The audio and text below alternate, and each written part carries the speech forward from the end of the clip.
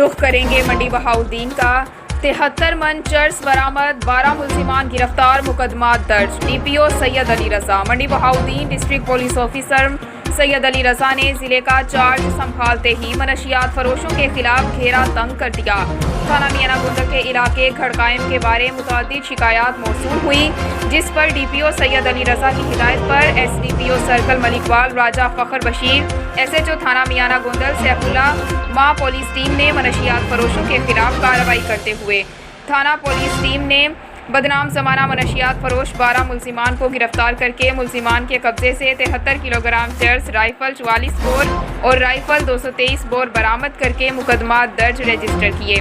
گرفتار ملزمان میں محمد خان، عیسیٰ خان، افضل، رفاقت، لیاقت، سیف اللہ،